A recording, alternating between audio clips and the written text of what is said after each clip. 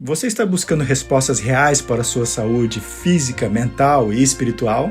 Essa será a Campal da Saúde. Teremos 3 palestrantes especializados trazendo orientações práticas e transformadoras. Bárbara Neal, Dr. João Vaz e Walt Cross. E mais, teremos um painel de saúde onde você poderá fazer perguntas e receber orientações diretamente com eles. Será um momento único para tirar dúvidas e aprender na prática. Além da saúde, a Campal também vai abordar temas essenciais para o nosso tempo: preparo para os eventos finais, profecias, música sacra de adoração e evangelismo. E atenção, ainda temos vagas disponíveis, tanto em acomodações coletivas como privadas. Se você quer cuidar da sua saúde de forma completa e se preparar para o que está por vir, essa é a Campal para você. Campal Terceiro Anjo, mais perto desse lar. Garanta sua vaga, do dia 17 a 21 de abril de 2026.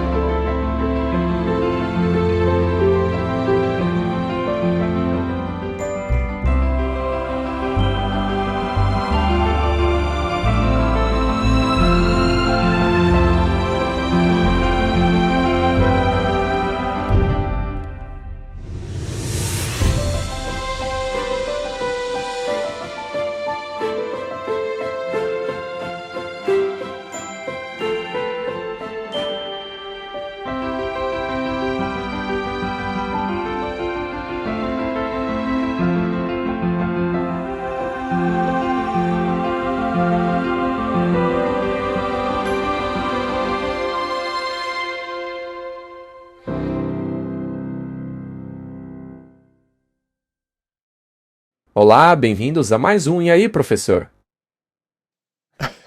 Não faça como da última vez, Martin. Tá bom, Walter. Como vai? Eu vou bem. Muito bem, temos que conversar sobre esse assunto aí. Mãos à obra. Você tá com pressa? Sim, estou. Porque nosso avião vai sair logo. Sim, e temos que resolver outra coisa logo também. Sim, então vamos correr. Mas não podemos fazê-lo sem orar antes, né?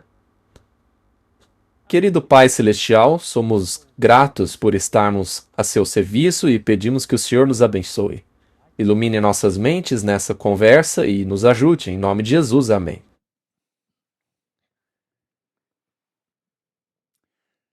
Os inimigos da verdade presente têm tentado abrir a porta do lugar santo, que Jesus fechou, e abrir a porta do lugar santíssimo, que Jesus abriu em 1844. Martin, essa data realmente irrita as pessoas, não é mesmo? Sim, irrita muita gente. Eles perguntam de onde tiramos esse absurdo de 1844. Bom, vamos deixar isso bem claro. Não há uma profecia bíblica sobre os 2.300 dias? Sim, Daniel? Certo. Ela não tem um começo? Sim. Muito bem. Que é a emissão do decreto para restaurar Jerusalém. 457 a.C. Sim, 457 a.C. Isto é incontestável. E para constatar isso, há uma primeira parte desta profecia, que é a chamada profecia das 70 semanas, que prevê com precisão quando o Messias viria. E essa data foi cumprida à risca, já que a profecia disse que o Messias estaria aqui precisamente no ano 27. E é por esta razão que os rabinos hoje proíbem o estudo dessa profecia, para que as pessoas não descubram isso. Eles a amaldiçoaram até. Isso, eles não querem que ninguém a estude.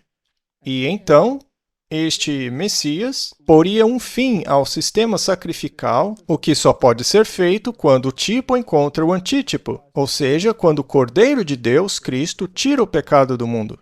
É muito preciso. Agora, esta profecia termina ao final das 70 semanas ou continua até o final dos 2.300 anos? A profecia continua até o fim deste período, e me refiro ao final dos 2.300 anos. Então, se a primeira parte da profecia se provou correta, e absolutamente correta, então ela termina em 1844. Sim, porque você não pode apagar o restante da profecia e fingir que os 2.300 anos não existem. Exato, e eles terminam em 1844. E o que há de especial nesta data? Martin, este ano foi um divisor de águas na história da humanidade. Neste ano, Martin, grandes coisas começaram. A evolução foi introduzida no mundo. Sim, neste ano. Vai e pesquise. Está lá na Origem das Espécies, no prefácio. Darwin disse que em 1844 ele apresentou esta ideia de que Deus não é o Criador, mas a natureza é que é. E é por isso a mensagem do primeiro anjo. Exatamente. Então, eles começaram a querer remover Deus da sociedade. Aí veio o comunismo. E, aliás, 1844 foi o ano em que Marx e Engels decidiram lançar o comunismo. E o ecumenismo também começou em 1844. O primeiro grupo ecumênico foi a Associação Cristã de Moços, a YMCA, que é baseada no ecumenismo e foi lançada em 1844. Os sistemas de comunicação, os sistemas ferroviários do mundo também começaram em 1844. E também o espiritismo moderno. Curiosamente, ele também começou em 1844. Então veja quantas coisas começaram em 1844. O que mais as pessoas querem? Também temos o existencialismo, o ocultismo. Tudo começou em 1844. A ciência da arqueologia, que comprovou muitas verdades bíblicas. Também lá os documentos sináiticos, tudo em 1844. Duas correntes da palavra de Deus se espalhando no mundo. Isso é incrível, Martin. E as pessoas ainda perguntam por que essa data é importante. E é claro, teve o grande desapontamento. Essa data é importantíssima, pois foi nela que Jesus entrou no lugar santíssimo e começa o julgamento. Correto? Continuando. Onde está a arca, contém as 2 tábuas de pedra nas quais são escritos os 10 mandamentos pelo dedo de Jeová. Satanás está agora usando todos os artifícios neste tempo de selamento para manter as mentes do povo de Deus afastadas da verdade presente e fazê-las vacilar. Vi uma cobertura que Deus estava estendendo sobre o seu povo para protegê-lo no tempo de angústia. E toda alma que estivesse decidida na verdade e fosse pura de coração seria coberta com a cobertura do Todo-Poderoso. É uma decisão cognitiva que temos que tomar. Vamos analisar isso. A mensagem do primeiro anjo chegou a todas as igrejas para contrafazer essa bobagem da evolução. Adorem a Deus e deem-lhe glória. A segunda mensagem separou as pessoas daquelas que rejeitaram a primeira mensagem. A terceira mensagem é transmitida por aqueles que guardam os mandamentos e têm o testemunho de Jesus. É um processo. Sim, primeiro você aceita a primeira mensagem, depois a segunda. E agora você proclama a terceira, porque você fez um progresso. E essas pessoas devem permanecer separadas. Então, o quarto anjo adverte aqueles que ainda estão na Babilônia a romperem seus laços ou receberão as pragas. Certo? Se a casa foi limpa, mas não foi preenchida com a verdade, o que acontece a ela? 7 demônios. Piores do que o primeiro, não é? A mensagem é a de que Babilônia é uma casa de demônios e que se deve sair dela. Na virada do século, a obra já havia se difundido universalmente. Em 1896, o secretário de Missões Estrangeiras escreveu: com essas posições estratégicas agora ocupadas pela mensagem em quase todas as partes do mundo, Deus, por seu poder infinito, pode realizar uma grande e poderosa obra em um tempo muito curto. Ele abreviará sua obra em justiça. A partir deste pequeno começo, esse grupo desprezado tornou-se um movimento mundial, se espalhou por todas as partes do mundo. Austrália, Nova Zelândia, todo o planeta, todo mundo cristão e não cristão. Podemos afirmar que hoje existem apenas 2 igrejas mundiais neste planeta. Igrejas estas que são opostas umas às outras. Apenas 2. Suas diferenças são irreconciliáveis, apesar de que há alguns que achem que dá para unir as 2. Mas isso não é verdade. Ponto final. As bandeiras sob as quais estão dispostas são inimigas uma da outra. É um conflito entre a lei e o testemunho contra os mandamentos dos homens. É um conflito entre a justiça pela fé e a justiça pelas obras. É uma escolha entre 2 selos, o selo de Deus e a marca da besta. E isso determina o desfecho definitivo deste conflito. Todo mundo deste planeta deverá escolher entre uma ou outra. As pessoas precisam enxergar que só há 2 opções. É a luta entre Cristo e Satanás. Exatamente, só há 2 opções. Isaías 8, 16 a 20. Amarre o testemunho, sele a lei entre os meus discípulos. O que é que deve ser selado aqui? Uma aliança. Na verdade, o que é selado é a lei de Deus, a verdade. Ou seja, os 10 mandamentos, a lei de Moisés, o testemunho dos profetas. Não é mesmo? Esta é a norma e o padrão do verdadeiro cristão, nada mais. Esperarei no Senhor, que esconde o seu rosto da casa de Jacó, e o aguardarei. Eis que os filhos que o Senhor me deu são para sinais e para maravilhas em Israel, da parte do Senhor dos Exércitos, que habita no monte Sião. E quando vos disserem, consultai os médios e os adivinhos que sussurram e murmuram, olha só o espiritismo aí, Martin. E aos adivinhos que sussurram e murmuram, não deve o povo consultar o seu Deus, vivos consultando mortos? Não espíritos de mortos, mas a Bíblia é a norma que deve guiar nossa vida. E mesmo o Espírito, que muitas igrejas hoje chamam de santo, se ele contradiz a Bíblia, é uma farsa. Correto? Neste caso, não há luz nele. Sim, esses movimentos em que as pessoas caem no chão, começam a falar coisas sem sentido. Tudo isso, curiosamente, também começou por volta de 1844. Temos que ficar atentos. Isso é contrafação. E se alguém vier até você dizendo ter uma mensagem de Deus, você deve conferir se essa mensagem bate com a Bíblia. Sim, se está em harmonia com ela. E aí vem o versículo 20. Se não falarem de acordo com a lei e o testemunho, é porque não há luz neles. É assim que funciona, as pessoas gostem ou não. Muito bem. E Deus levantaria um povo para restaurar o selo. Sele a lei. Este selo é um sinal de fidelidade a Deus e à sua lei. É o governo de Deus, não um rei falso, não é um Acabe, não uma Jezabel, que te diz para seguir qualquer lei. Ou melhor, seguir a lei dela, menos a lei de Deus. Êxodo 31, versículo 13. Fala também aos filhos de Israel, dizendo, certamente guardareis os meus sábados, porque eles são um sinal entre mim e vós por todas as gerações, para que saibais que eu sou o Senhor que vos santifica, e não a Jezabel. Essa Jezabel te diz que você só precisa da graça de Deus, não da fé. Isso mesmo. É um sinal entre mim e os filhos de Israel. Por quê? Porque em 6 dias o Senhor fez os céus e a terra, e no 7º dia descansou e se revigorou.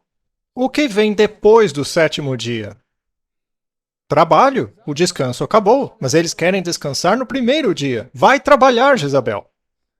Certo? Muito bem. Eu achei que não ia me empolgar. Sério? Deixa eu tentar me acalmar aqui. Vamos ver. Pergunta: isso seria fácil? Não, com certeza não. Vamos ver o que lemos em O Desejado de Todas as Nações. Aqueles que falham em perceber sua constante dependência de Deus serão vencidos pela tentação. Podemos achar agora que nossos pés estão firmes e que nunca seremos abalados. Podemos dizer confiantes, eu sei em quem creio. Nada pode abalar minha fé em Deus e sua palavra. Porém, Satanás planeja se aproveitar de nossos traços de caráter hereditários e cultivados e cegar nossos olhos às nossas próprias necessidades e defeitos. É apenas percebendo nossas próprias fraquezas e olhando firmemente para Jesus que podemos andar com segurança. Existe alguma salvação que eu possa alcançar com minhas próprias forças? Zero. Nenhuma. A justificação vem pela fé. Portanto, se o povo de Deus não levar essa mensagem, as pedras clamarão, certo? E as pedras estão clamando. Sim. Veja, este é o livro de Charlie Kirk. Veja aqui uma foto da página 203. Ali ao lado você pode ver a capa do livro. Veja o que está escrito no livro dele na página 203. Veja. Ele cita Apocalipse 14:12. Uau! Eis aqui a paciência dos santos, aqueles que guardam os mandamentos de Deus e sua fé em Jesus. Não acabamos de falar sobre isso? Acho que mais da metade do que acabamos de ouvir é sobre isso. Muito bem. Bem, vamos ver o que continua dizendo o livro de Charlie Kirk. No último livro da Bíblia, o povo de Deus é identificado como aquele que possui duas marcas: confiam em Jesus e guardam os mandamentos de Deus.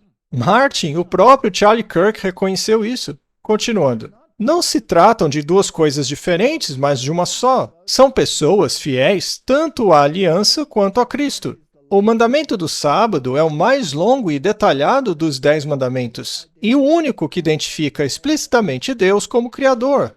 Aqui ele está soando como um remanescente.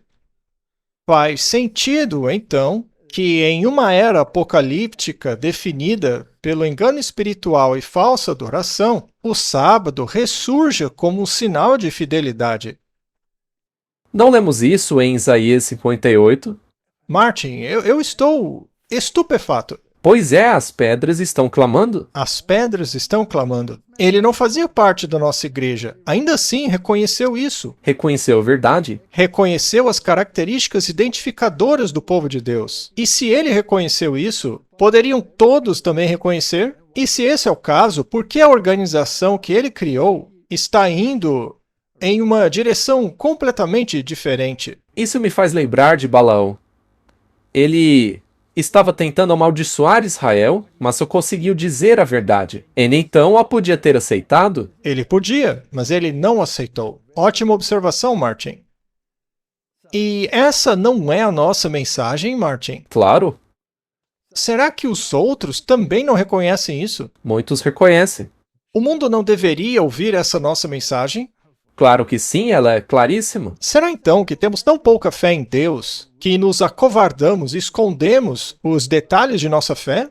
Sim, muitos de nós escondem que são adventistas do sétimo dia. Fazem como Pedro. Pois é, então vamos mudar nosso nome para a Igreja das Boas Obras. Ou qualquer outro nome bobo que venha à mente.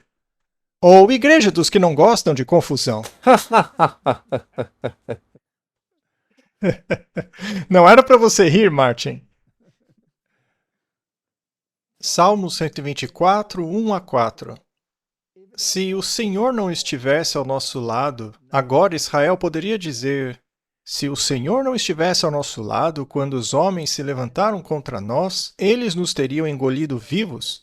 Quando a sua ira se acendeu contra nós, as águas nos teriam submergido e a corrente teria passado sobre a nossa alma. Eu sou testemunha disso. A oposição a essa mensagem é tão grande que você pode esperar até mesmo ser baleado por causa dela. Veja o Charlie Kirk. Ele mesmo não acabou tomando um tiro? Sim. Na verdade, veja, o próprio João Batista perdeu a cabeça. É mesmo? O segundo Elias perdeu a cabeça por causa dessa mensagem. Não devemos ter vergonha de quem somos.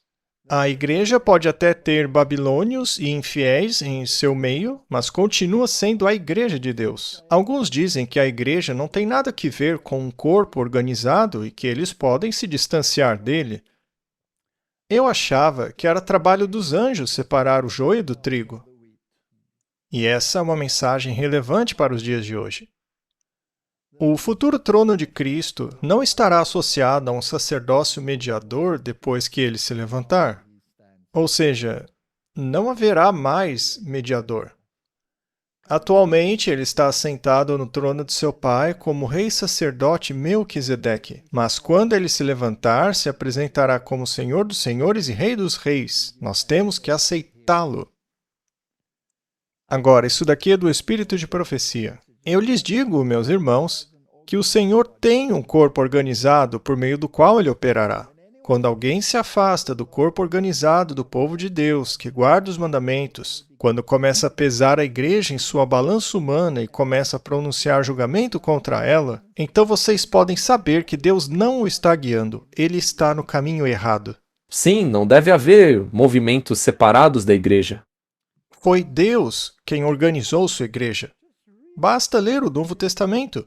Eles nomearam anciãos, diáconos e os dividiram em grupos de coisas diferentes. Havia os dons diferentes na igreja. Uns eram administradores. Eu, por exemplo, não tenho esse dom.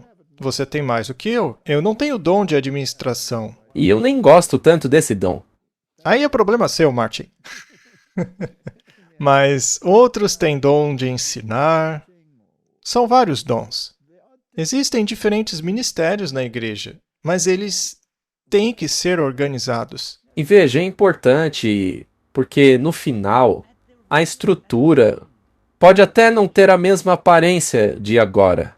Mas deixemos isso. Com Deus, você não tem que tomar a dianteira e apressar as coisas. Sim, não tente consertar a igreja só porque você acha que faz um trabalho melhor do que Deus nisso. 1 Pedro 5, 1-6. Os anciãos que estão entre vocês, aos anciãos que estão entre vocês, eu, que também sou ancião e testemunho do sofrimento de Cristo e também participante da glória que há de ser revelada, apacentai o rebanho de Deus que está entre vós, cuidando dele com zelo, não por obrigação, mas de livre e espontânea vontade, não por ganância, mas por disposição. Ele está falando sobre organização aqui? Sim, com certeza. Não como dominadores sobre a herança de Deus, mas como exemplos para o rebanho.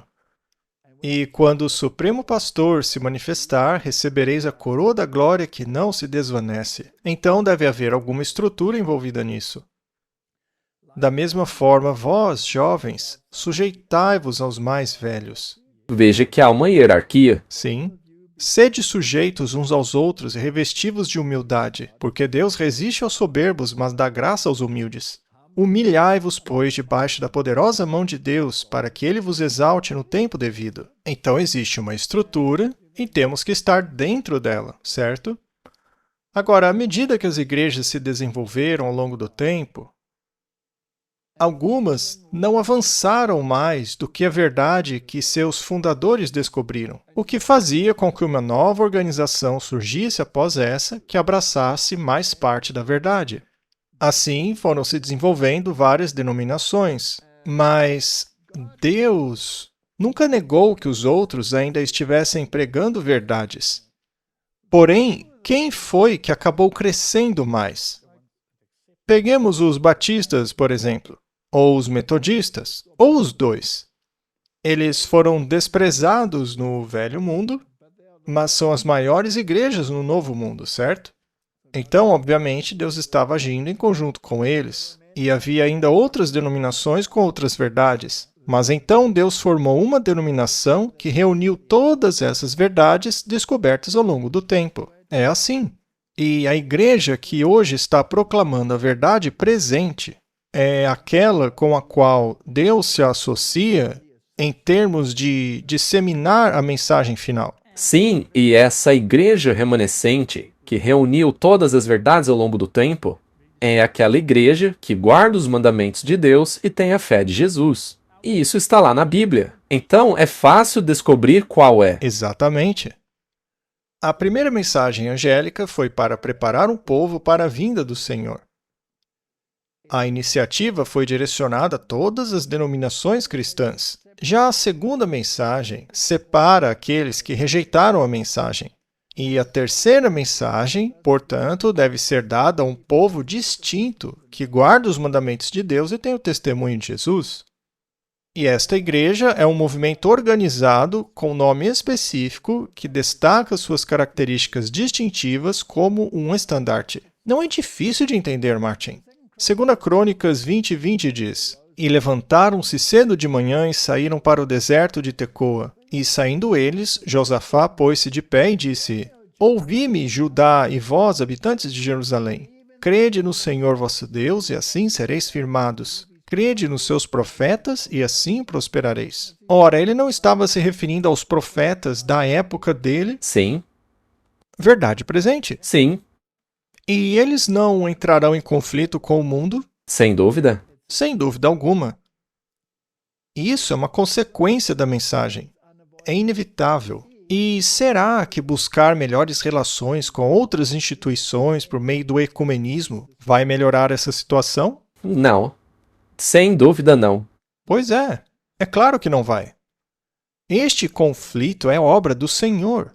Se alguns em organizações de liberdade religiosa estão tentando isso, estão lutando contra Deus. Você concorda com isso? Claro que sim.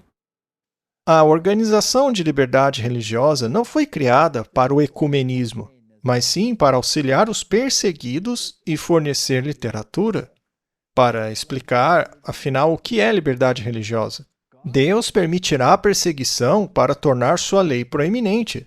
Isso é muito óbvio, Martin. E essa perseguição atrairá muitos que verão as coisas em sua verdadeira luz.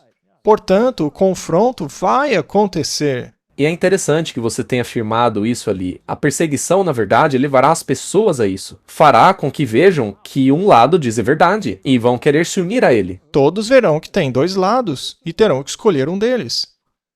Certo, vamos ler. Aqui também é o espírito de profecia.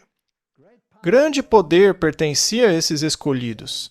O anjo disse: Veja. Minha atenção então se voltou para os ímpios e incrédulos. Estavam todos agitados. O zelo e o poder do povo de Deus os haviam despertado e enfurecido.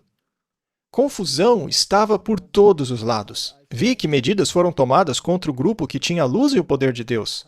A escuridão se adensou ao redor deles. Contudo, eles permaneceram firmes, aprovados por Deus e confiando nele. Não há um conflito aqui? Ah, claro. Eu os vi perplexos. Em seguida, ouvi-os clamando a Deus fervorosamente. Dia e noite seu clamor não cessava. Seja feita a tua vontade, ó Deus. Se isso pode glorificar o teu nome, abre um caminho de escape para o teu povo. Livra-nos dos gentios que nos cercam, eles nos destinaram à morte. O conflito vai acontecer. Mas o teu braço pode trazer a salvação.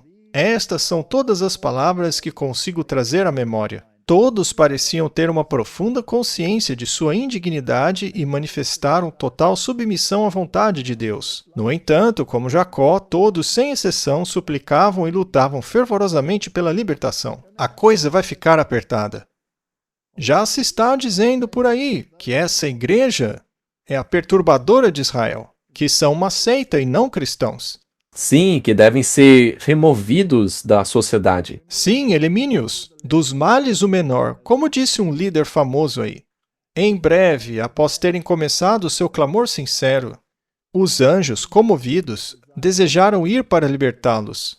Mas um anjo alto e imponente não permitiu. Ele disse que a vontade de Deus ainda não foi cumprida. Eles devem beber o cálice, devem ser batizados com o batismo. Será uma batalha, Martin. Não seremos arrebatados antes de passar por ela.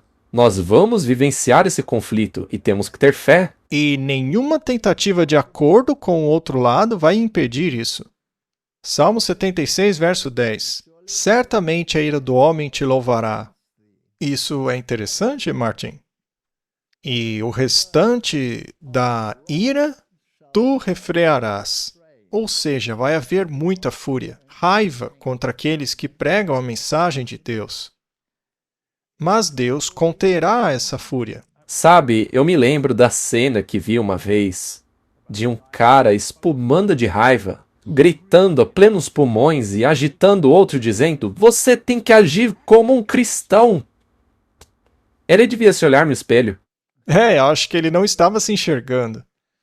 Martin, aquele homem ali na colina, com o rei de um lado à espreita dele e essa mulher nojenta do outro, dizendo todo tipo de abominação que lhe vem à mente, será que isso não coloca esse homem no meio entre a cruz e a espada? Sim, E mesmo assim ele não levou a mensagem? sim, ele não vacilou. E a mensagem dele não destruiu a filosofia de Baal? Sim, destruiu. Não é? Matou todos os profetas de Baal? E Jezabel ficou feliz? Claro que não. Certamente que não. Ela finalmente decidiu matar o mensageiro. Sim. Isso é um decreto de morte, não é?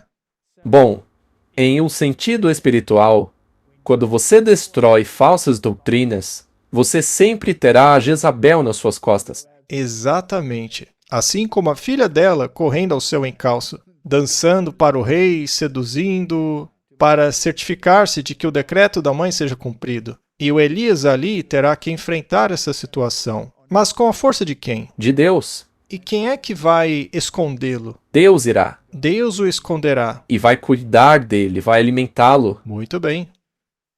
Certo, Mateus 24, do versículo 45 em diante. Quem então é o servo sábio e fiel? Boa pergunta, né? A quem o Senhor constituiu o chefe da sua casa para dar-lhes alimento no tempo devido, ou seja, oferecer alimento verdadeiro, verdadeiro evangelho. Bem-aventurado aquele servo, a quem o seu Senhor, quando vier, o achar fazendo assim. Em verdade vos digo que o porá sobre todos os seus bens. Mas, essa palavra é sempre um problema, né? Se aquele servo mau disser no seu coração, o meu Senhor demora a vir. Muito bem, Marte, aqui temos um grupo, nessa primeira parte, que está dando o alimento verdadeiro, o evangelho, que está ensinando a verdadeira doutrina. Mas depois aparece o servo mau, que diz que o Senhor ainda vai demorar a chegar. Ou seja, ele quer governar. Não se preocupe com o verdadeiro Senhor. Ele não quer que Jesus venha agora. Mas o que ele faz enquanto Jesus não vem? Ele assume controle. Ou seja, ele é um milenianista, é um dominionista. Ele quer governar. E ele faz isso em nome de Deus. Ele diz, olha Deus, fica aí em cima, tá? A gente se vira aqui. Isso, eles querem governar no lugar de Deus aqui. Mas o que esse servo mau faz com aqueles que pregam a verdade? Ele começa a espancar os seus conservos e a comer e beber com os embriagados. Martin, quem é que distribui o vinho da falsa doutrina? Essa daí. A Jezabel, não é? Ela tem uma taça de ouro na mão e está embriagando as pessoas, não é mesmo? E com quem ela está se relacionando? Com as pessoas erradas. Eles se sentem em concílios ecumênicos com a Jezabel, não é mesmo? O senhor daquele servo virá num dia em que ele não espera, numa hora em que ele não sabe. Essa não é a mensagem de Sardes? Se não se arrepender, virei como um ladrão na calada da noite? Muito bem. Em uma hora em que você não sabe. E eles não saberam a hora porque não estavam observando. Estavam preocupados com o seu próprio reino aqui embaixo. E o castigará severamente e lhe dará a sua parte com os hipócritas. E ali haverá choro e ranger de dentes. É um verso fascinante. Assim os discípulos tiveram que permanecer em Jerusalém e pregar aos judeus. Primeiro, é preciso aprender e sentir o preconceito. Salvem alguns e livrem-se de credos e tradições antes de serem enviados ao mundo e serem luz para os gentios. Você acha que essa afirmação é correta? Claro que sim, eu gostei da parte em que você disse que eles primeiro tinham que aprender por si mesmos o preconceito que há de dentro, pois isso os preparará quando saírem para pregar fora. É verdade. Isaías 49:6. E ele disse: é pouco que sejas meu servo e restaure as tribos de Jacó e traga de volta os remanescentes de Israel. Eu também te darei por luz aos gentios, para que sejas a minha salvação até os confins da terra. Isso é maravilhoso, Martin. Essa era a missão daquele grupo remanescente inicial. Na verdade, era a missão de Israel. Sim. O mesmo aconteceu com os primeiros adventistas. Eles também precisavam estabelecer os primeiros crentes, libertar-se de credos e tradições e estar aptos a proclamar a mensagem do terceiro anjo. E para tal, tiveram que passar por situações difíceis. Atos 6, 7 a 15. E a palavra de Deus crescia e o número dos discípulos multiplicava-se grandemente em Jerusalém. e uma grande multidão de sacerdotes obedecia à fé. Muitos sairão às ruas. Não está acontecendo hoje? Até mesmo crianças começam a pregar. Até mesmo Charlie Kirk pregou parte da mensagem. Estevão, cheio de fé e poder, realizou grandes maravilhas e milagres entre o povo, e surgiram alguns da sinagoga, que era chamada Sinagoga dos Libertinos, Sirineus e Alexandrinos. Nossa, que grupinho, hein, Martin? E da Sicília e da Ásia, que disputavam com Estevão. A mensagem então será contestada? O Estevão teve que se opor a todos eles. Eles não foram capazes de resistir à sabedoria ou espírito com que ele falava, porque ele se baseava na Bíblia. Então eles subornaram alguns homens que disseram: ouvimos esse homem proferir blasfêmias contra Moisés e contra Deus. Eles incitaram o povo, ou seja, ele está falando contra os nossos credos. E instigaram o povo, os anciãos e os escribas, que aproximaram-se e o prenderam e o levaram ao sinédrio. Apresentaram falsas testemunhas que disseram: este homem não cessa de proferir blasfêmias contra este lugar santo e contra a lei, que na verdade era contra a interpretação deles da lei. Aquele homem daquele vídeo com a barba não disse que, se não seguirem nossos preceitos, eles não o reconhecerão? Exatamente. Pois nós ouvimos dizer que este Jesus de Nazaré destruirá esse lugar e mudará os costumes que Moisés nos transmitiu. E todos os que estavam sentados no conselho, olhando fixamente para ele, viram seu rosto como se fosse o rosto de um anjo. E Saulo consentiu na sua morte. E naquele tempo houve grande perseguição contra a igreja que estava em Jerusalém, e todos foram dispersos pelas regiões da Judéia e Samaria, exceto os apóstolos. Ora, Martin, o mesmo não vai acontecer? Sim, nós teremos que passar por isso e fugir também. E depois de haverem pregado somente aos judeus, como está lá em Atos, quando terminou a profecia das 70 semanas, eles passaram a pregar aos gentios. Os judeus ainda podiam ser convertidos, mas a dispensação judaica, como nação favorecida por Deus, havia acabado. A casa deles agora estava desolada. A questão é que eles sempre tiveram que pregar aos gentios. Sim, mas nunca o fizeram. E aí Jesus teve que vir para restaurá-los, e ainda assim não fizeram. Isso mesmo, se mantiveram isolados. O movimento adventista e seus fiéis tiveram que libertar-se das doutrinas da imortalidade. Certo? Sim. Essa é a doutrina de Jezabel. Também tinham que se libertar da doutrina do inferno eterno, que torna Deus um monstro, né? Eles também tinham que se libertar da doutrina da predestinação arbitrária, que era a visão calvinista. Tiveram que se libertar da graça e da misericórdia baratas, sem justiça. Tiveram que se libertar da revogação da lei, que afirmava que a lei já se cumpriu e não existia mais. Só que Jesus disse: eu não vim para abolir a lei. Mas claro que isso é impossível. Também tiveram que aprender sobre a doutrina da reconciliação, sobre a mensagem do santuário, sobre os 2 compartimentos do santuário. Também tinham que entender corretamente o milênio e o período pós-milênio, restauração, ressurreição, o arrebatamento dos justos, castigo dos ímpios. Tudo isso havia sido distorcido pelos credos. Tiveram que aprender apenas o que está na Bíblia e não nos credos. Pense nisso, Martin. Que bagunça o diabo e suas vítimas introduziram dentro das igrejas. Sistemas irreparáveis que tiveram que ser abandonados porque não podiam ser expurgados de seus erros. A Babilônia havia chegado a um ponto em que não havia mais volta. O antitípico Estevão havia sido apedrejado. Não há espaço para vinho novo em odres velhos. Era preciso uma renovação da mente. Vinho novo precisava de odres novos. Então, todas essas igrejas com os seus credos, sendo nenhum deles bíblico, sendo que algumas delas distorcem horrivelmente o caráter de Deus, tiveram que ser abandonadas. Não vos conformeis com esse mundo, é dito em Romanos, mas transformai-vos pela renovação da vossa mente, para que experimenteis qual seja a boa, agradável e perfeita vontade de Deus. Foi necessário uma renovação. E foi-lhes dito: deveis profetizar outra vez a muitos povos. A verdade deve ser divulgada novamente a todas as nações, mas somente após o expurgo de erros e credos. Uma mensagem que era doce como mel tornou-se amarga antes que as profecias pudessem se cumprir. Alguns de vocês se lembram do choque que sentiram ao assimilar essas verdades pela primeira vez? Como se sentiu, Martin? Foi um choque. Como se sentiu ao descobrir que os mortos dormem? Uau! No princípio eu fiquei muito chocado. Depois aliviado. Muito bem. E quando descobriu que a lei é autoritativa?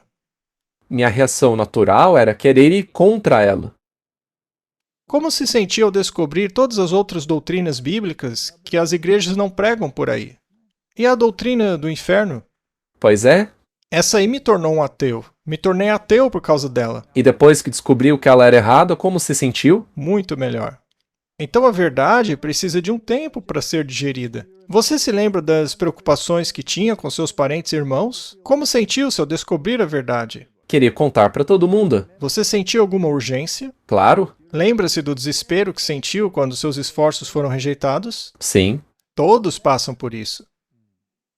E quantas mentiras e mais mentiras que acreditávamos antes? Eu era um evolucionista. Minha mente estava cheia de mentiras. E eu ainda tinha um doutorado nelas. A mentira não é apenas pregada no púlpito, mas também disseminada pelo mundo científico em todos os seus ramos. Há mentiras na mídia, nas escolas, em todos os escalões de poder. Você se lembra de buscar a verdade no lixo da conjectura humana e retórica teológica? Foi um alívio para mim descobrir. Foi um alívio quando descobri que tinha que seguir apenas a Bíblia e o espírito de profecia, que não tinha que ler um monte de textos confusos. Então era uma mistura de alegria e tristeza, não é? Que mistura estranha. Tristeza por um mundo enganado e alegria por encontrar a verdade. Eu precisei mudar minha vida completamente. Tive que deixar o que fazia antes e fazer tudo diferente. E os outros zombam de você por isso. É claro que isso vem acompanhado de zombaria. Vão cuspir na sua cara. Literalmente. Muito bem. 1 Coríntios 4, 12 a 13. E trabalhamos com as nossas próprias mãos. Sendo insultados, nós abençoamos. Sendo perseguidos, nós sofremos. Sendo difamados, nós suplicamos. Somos tratados como o lixo do mundo. E somos considerados a escória em todas as coisas até o dia de hoje. Parece familiar? Claro. Hoje em dia, esse texto faz muito mais sentido para mim, pois vivenciamos isso. Será que o remanescente seria popular? Claro que não. Essa igreja está fundada na rocha, Cristo Jesus. Seu fundamento é muito seguro. Não está fundada em seres humanos, nem mesmo em Pedro, mas em um fundamento mais firme. Porque ninguém pode pôr outro fundamento, além do que já está posto, o qual é Cristo Jesus. Se eu deixo de acreditar na primeira frase da Bíblia, eu acabo fazendo de Jesus um mentiroso, e Satanás torna-se o verdadeiro. Neste caso, Satanás está certo quando afirma que nós não morremos, ou que não fomos criados, surgimos da evolução. Neste caso, Cristo é o mentiroso. Um dos dois está mentindo. É impossível que ambos estejam dizendo a verdade. Efésios diz: portanto, já não sois estrangeiros nem forasteiros, mas concidadãos dos santos e membros da família de Deus, edificados sobre o fundamento dos apóstolos e dos profetas, sendo Jesus Cristo a principal pedra angular. Nele todo o edifício bem ajustado cresce para o templo santo no Senhor, no qual também vós juntamente sois edificados para a morada de Deus no Espírito. Agora, se você acredita em Deus, isso automaticamente torna o mundo mentiroso. É verdade. E isso é um grande alívio. É por isso que, quando realmente abraçamos a verdade, nós vamos nos apegar e ficar firmes nela. Não seremos abalados. Isso mesmo. Aí, quando você lê um artigo dizendo que há 430 mil anos a humanidade surgiu pela primeira vez, você sabe que eles estão mentindo. Sim, mas agora eu fico com pena deles. Você sente pena deles? Olha, eu quase não sinto mais pena deles, mas eu vou tentar. Obrigado pelo exemplo, meu amigo. Muito bem. A Bíblia apresenta vários símbolos para este remanescente, para esta igreja final. A Bíblia chama essa igreja de exército. Ela fala sobre o exército, fala sobre a armadura de Deus, o equipamento. É um sistema militar. Cristo é o capitão e também o príncipe deste exército. E a mesma figura se aplica a Miguel. Ele tem uma espada. Então, trata-se de um exército em ação aqui. Mas essa igreja também é chamada de rebanho, que tem um pastor, certo? Também é chamada de templo e também de vinha, também de corpo. E há vários outros símbolos. É um jardim, fortaleza, é uma cidade no alto da colina, é uma mulher pura, não Jezabel. É um castiçal, fonte de vida, família. E com certeza famílias não têm problemas, né? É um exemplo muito bom de como as coisas funcionam na igreja. Sim, mas deve haver unidade. Então, considerando todos esses símbolos, que são a família, rebanho, exército, qual a importância da unidade nessas coisas? É muito importante, mas é difícil chegar lá. Pode um membro funcionar sozinho sem os demais? Não. Pare para pensar em quantas famílias desestruturadas existem hoje porque as pessoas não querem entregar o próprio eu. É aí que está o problema, é egoísmo. Muito bem. Qual é mesmo aquele ditado? Se o egoísmo e o orgulho pudessem ser abandonados, todos os problemas seriam resolvidos em 5 minutos. Pois é, seria muito rápido. Infelizmente, não é o caso. Muito bem. João nos diz: nisto todos conhecerão que sois meus discípulos, se vos amardes uns aos outros. É da vontade de Deus que haja união e amor fraternal entre o seu povo. A oração de Cristo, pouco antes de sua crucificação, foi para que seus discípulos fossem um, assim como ele é um com o Pai, para que o mundo cresça que Deus o enviou. Esta oração tão comovente e maravilhosa atravessa os séculos até os nossos dias, pois suas palavras foram: não oro somente por esses, mas também por aqueles que hão de crer em mim por meio da palavra deles. Martin, por que não há união? Porque eles não creem e não se reúnem para promover a união. E o testemunho? Sim, esse é um dos... E a palavra? Veja, já falamos muitas vezes isso. Sempre haverá muita discórdia por causa dessa palavra. Sim. E é por isso que Deus deu o testemunho, para torná-lo reto e claro. E isso é ainda pior. Basta pensar em Jeremias. Ele não era muito popular. O jogaram na prisão, deram-lhe pão e água, o jogaram em uma cisterna. Ele escreveu sua mensagem e eles a queimaram. Ele então a repetiu com mais palavras, e isso os irritou cada vez mais. Então, o último rei, que soube que ele estava na prisão, foi visitá-lo secretamente, para descobrir qual era a vontade de Deus. E ele a seguiu? Não. Mas ele a ouviu? Sim, Ele sabia que era o profeta de Deus? sim. Ele foi lá secretamente. Ainda assim não obedeceu. Qual foi o resultado? Ele leu a vontade de Deus, mas depois colocou-a de lado. Será que o mesmo não acontece hoje? Aquele rei perdeu os filhos e a visão. Ele se fez de cego espiritualmente e acabou cego fisicamente. Muito bem. Então, Martin, Deus quer a união. Esta pequena palavra, unidade, é usada apenas 3 vezes na Bíblia, uma no Antigo Testamento e 2 no Novo. Vamos analisá-la. A primeira instância está em Salmo 133, versículo 1. Veja como é bom e agradável que os irmãos vivam em união. Efésios 4, 3. Esforçando-se para preservar a unidade do Espírito no vínculo da paz. E Efésios 4, 13. Até que todos cheguemos à unidade da fé e ao conhecimento do Filho de Deus, à maturidade, à medida da estatura e plenitude de Cristo. Você acredita que essa palavra é mencionada apenas 3 vezes? Há dois aspectos aqui: unidade na doutrina e unidade no relacionamento.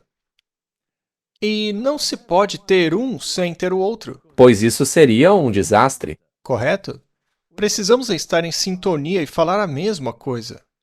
Então, se um diz, não se pode fazer concessões à Babilônia, mas o outro diz, sim, vamos fazer concessões à Babilônia.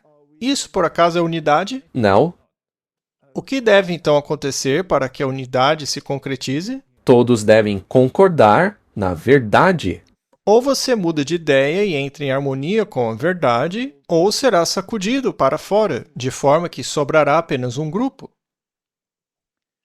Isaías 52, 8. O teu vigia levantará a voz, e com a voz juntos eles cantarão, pois verão olho no olho, quando o Senhor restaurar Sião. Então, bem no fim, após o Senhor ter sacudido o seu povo, eles estarão em harmonia. 1 Coríntios 1:10. Rogo-vos, irmãos, em nome de nosso Senhor Jesus Cristo, que todos digais a mesma coisa. A gente faz isso? Ainda não. Ainda não? E que não haja divisões entre vocês. E isso já foi atingido? Não? Mas que vocês estejam perfeitamente unidos na mesma mente e no mesmo parecer. Uau! Sei lá, Martin. É difícil, né? Às vezes parece até algo impossível, mas é necessário. Nada menos do que 5 vezes a expressão para que eles sejam um é mencionada na oração de Nosso Senhor em João 17. 5 é número da humanidade, e ele repete isso 5 vezes. Tudo na Bíblia tem um peso, Martin. Unidade e diversidade, personalidades diferentes, dons diferentes, diferentes funções. Sim, existe ordem e organização, mas não é à custa da liberdade em Cristo. Nenhuma é menos necessária do que a outra. Então, como é que podemos nos separar? Nenhuma posição dá a ninguém o direito de dominar sobre os outros. Não há poder real na Igreja além do de Cristo, já que Ele é o único que pode exercer esse poder de maneira confiável. Você concorda? 100%. Não existe outro lugar em que isso possa ser feito com segurança. E isso acaba sendo uma receita para a divisão, não é? Se é. O relacionamento na Igreja não deve ser cancelado levianamente. Estamos lendo o Espírito de Profecia. Contudo, quando o caminho de alguns seguidores declarados de Cristo é cruzado, ou quando sua voz não tem a influência controladora que eles acham que merecem, eles ameaçam deixar a igreja. Ah, será que isso é comum na igreja? Será que é, Martin? É verdade que, ao deixarem a igreja, eles mesmos seriam os maiores sofredores, pois, ao se retirarem para além do alcance de sua influência, eles se sujeitam a todas as tentações do mundo. Então, ainda é mais seguro dentro da igreja do que fora dela. Vamos refletir um pouco sobre este ponto. Isso vem dos primeiros escritos. Todos esses dons foram dados para o aperfeiçoamento dos santos na unidade, conhecimento e espírito. Sob a influência deles, a igreja primitiva desfrutou dessa unidade por um tempo. A multidão dos que creram era de um só coração e uma só alma. E parece uma consequência natural desse estado de unidade que, com grande poder, os apóstolos deram testemunhos da ressurreição do Senhor Jesus e grande graça estava sobre todos eles. Quão desejável seria tal estado de coisas agora? É verdade. Mas a apostasia, com sua influência divisiva e devastadora, manchou a beleza da igreja e vestiu-a de pano de saco. Divisão e desordem foram o resultado. Nunca houve uma diversidade de fé tão grande na cristandade como nos dias atuais. Se os dons foram necessários para preservar a unidade da igreja primitiva, quanto mais agora para restaurá-la. Isso é algo urgente, Martin? Há quanto tempo temos dito isso? Desde o início. É assim que se consegue a união. O que deve ser feito é que haja unidade em torno dos testemunhos. Muito bem. E esse é o propósito de Deus, restaurar a unidade da igreja nos últimos dias. Isso fica abundantemente evidente nas profecias. Temos a garantia de que o vigia verá o que está acontecendo para ver quando o Senhor trará Sião de volta. Acabamos de ler o verso. E também para que no tempo do fim os sábios compreendam. Quando isso se cumprir, haverá unidade de fé com todos aqueles que Deus considera sábios. Pois aqueles que de fato compreendem corretamente, necessariamente compreenderão da mesma forma. Isso é muito legal. É mesmo. E o que pode efetuar essa unidade, senão os dons que foram dados para esse mesmo propósito? Quais são os dons? Dom da profecia. Martin, se eu estou lendo isso direito, posso concluir que quem rejeita o dom de profecia nunca estará em unidade. Eu concordo 100%. E o que acontecia toda vez que surgia o dom de profecia em Israel? Eles o ignoravam. Acredite nos profetas e será estabelecido. Não creia neles e você será espalhado por toda parte. Sabe, isso é interessante. Quem dá ouvido aos testemunhos sempre será reconduzido aos mandamentos. Claro que sim, que por sua vez estão na Bíblia. Martin, o fator unificador na igreja remanescente é o testemunho, o espírito de profecia. E quer queiramos, quer não, esse é o momento decisivo. A divisão e turbulência ocorrerão com base nisso daí. O testemunho direto é o que vai causar a sacudidura. O fato de não haver unidade perfeita agora não invalida esta igreja.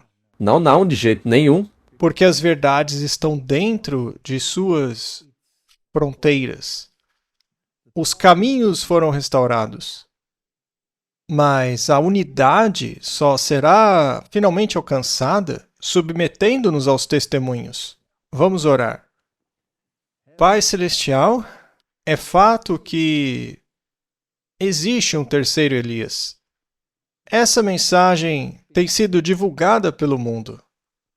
O confronto entre reis, Jezabel e suas filhas tem sido proclamado e irá finalmente culminar no alto clamor.